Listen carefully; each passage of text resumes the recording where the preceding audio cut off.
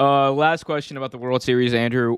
What does this do for the Houston Astros? What does this mean for them, their legacy, and Astros fans out there? Well, number one, they have a decision to make because there's a particular golden boy from the Houston Astros that's entering free agency, and he literally only signed a 1-year contract with them so that he could enter free agency after this season. Mm-hmm. And basically, even though Altuve is the heart and soul of that team, we all know who the best player of that team is, who the face kind of has been, in Carlos Correa. Yep. And basically, given the tainted legacy that they're going to have, losing a player like Correa, I don't know if they necessarily bounce back from that, given how one of their rivals, being the Yankees, could be in play for Correa. I could see Correa coming to New York, whether it's the Yankees or the Mets personally.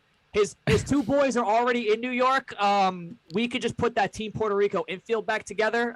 It still won't do shit because the Mets will find a way to fuck it up.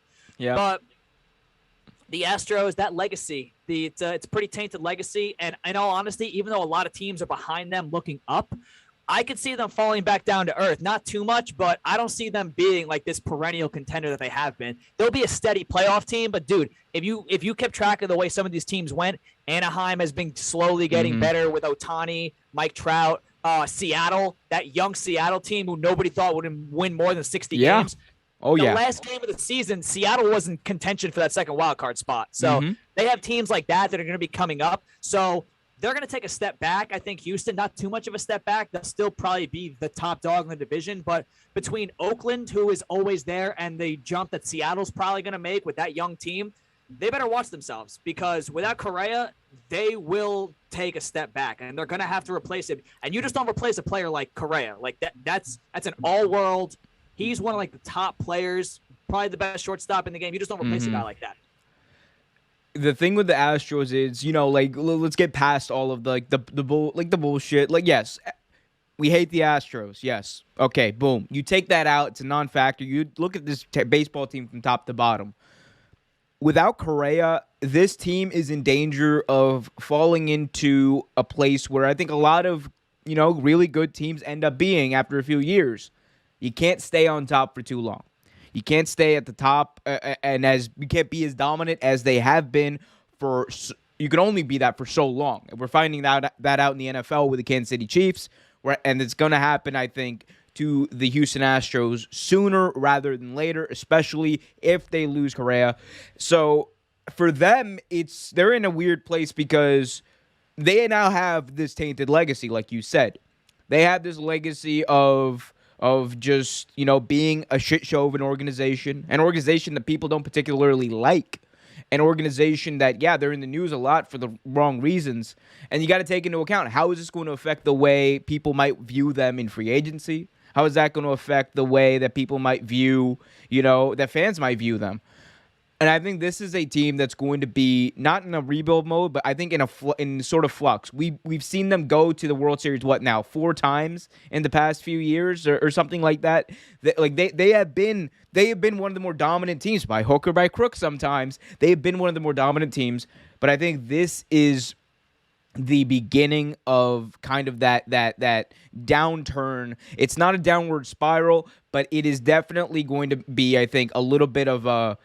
They're not like it's a slow decline. It's a slow decline. They might get to a certain level and then come back up because they're one of those organizations that I think that have a great farm system. They usually are very good at making those types of moves in free agency or via trade and scouting that type of talent.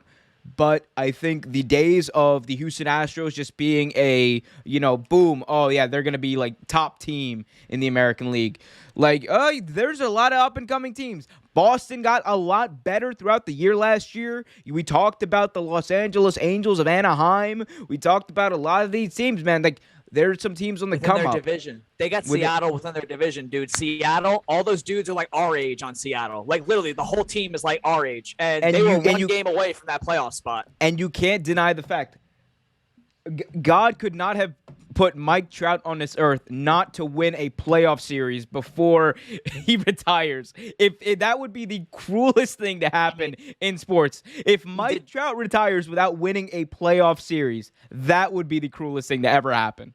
I mean, he did do it to Felix Hernandez. So Felix Hernandez might actually be the greatest pitcher to never pitch in a playoff game. So yeah, there we go. But you heard it here first. The Houston Astros. Watch out for that decline. Watch your bets, people. Definitely watch your bets. You don't want to start betting on the wrong teams. They could definitely win the division next year, but in terms of just the last couple of years, just they've dominated. They've swept through the playoffs on the route to the World Series and everything like that. Like, don't expect that out of them next year. Like, they definitely will take a step back. Not a drastic one, but it's not going to be as easy as it's been for them the last couple of years. I got a question. Did you see the odds for did you see who's the favorite for the World Series next year? Guess. Oh, it's the Dodgers again. It's the Dodgers. Yeah, it's the Dodgers. It's always going to be the Dodgers. Like that's the Dodgers are like the Yankees of. Thanks for watching this video from Real Take Sports Talk. Remember to like, share, subscribe, hit that notification bell so you get notified whenever a new video is released. Also remember to check out our live show every single Thursday at 8 p.m. right here on the YouTube channel. And remember, keep it real.